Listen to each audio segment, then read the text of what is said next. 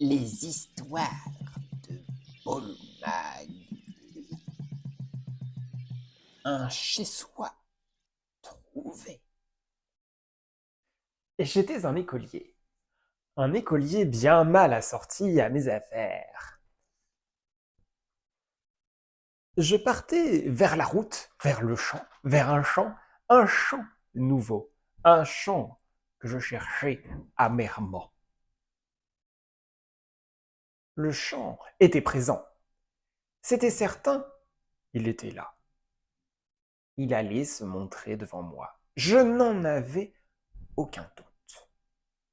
Je partis donc à la recherche de mon champ. Sur la route, il y avait beaucoup de puddings enflammés.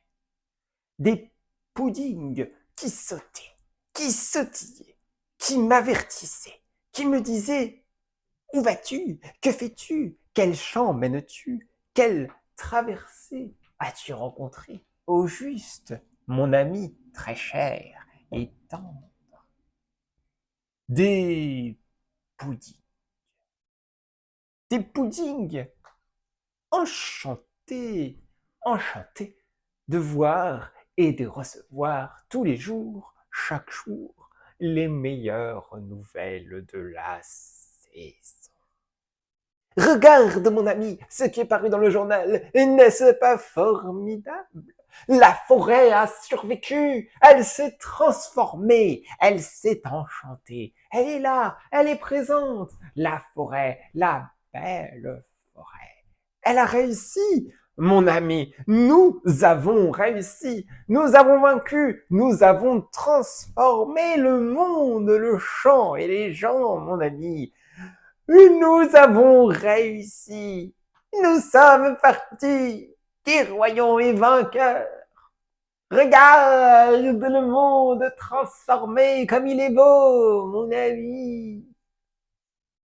Je n'avais aucun doute que le monde était beau, je le savais déjà. Elle ne m'apprenait rien. Et le journal, c'est beau pour ceux qui aiment contempler leurs fesses.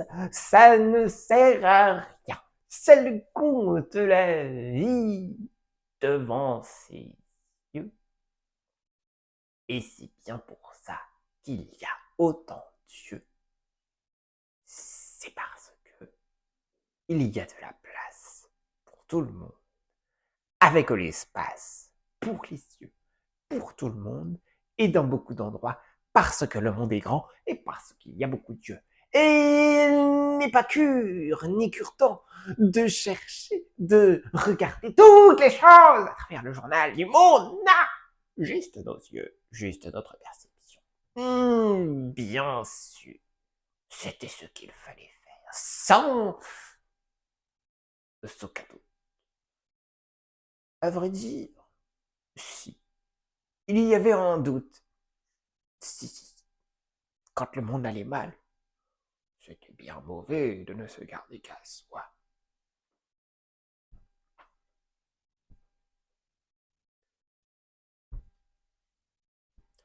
Et quand le monde allait bien,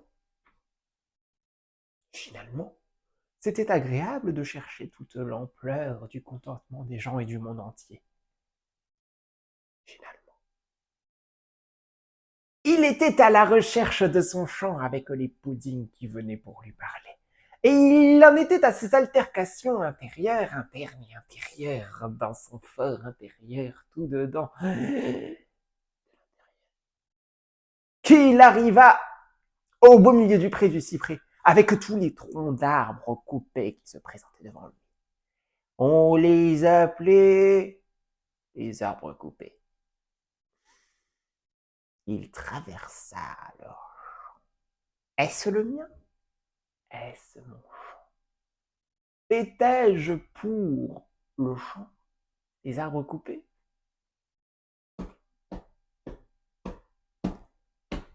Il bâtit le bois et la terre à la recherche de la vérité. S'était-il trouvé en son droit, en son endroit, en son espace? Il continua de tapoter la terre. Réponds-moi. Si la terre me parle et qu'elle me répond, c'est que c'est la mienne et j'y resterai. Réponds-moi. La terre mit un temps de répit et de soupir, et finit par allonger un vieux et fatigué. Que...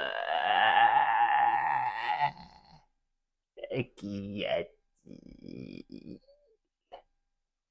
Que... Comment pas... que-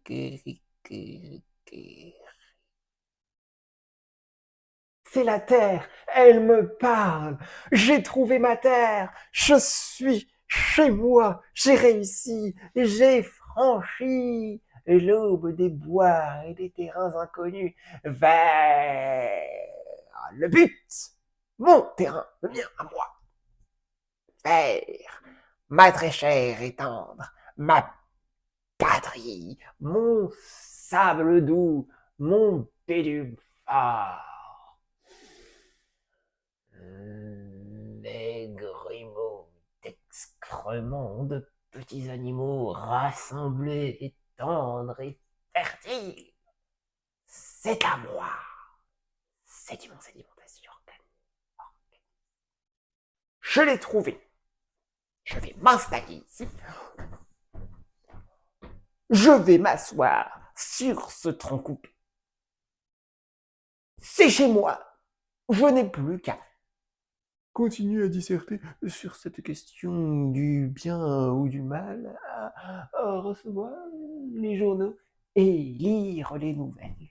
Et voilà. Mais du moment qu'on est chez soi, tout va bien.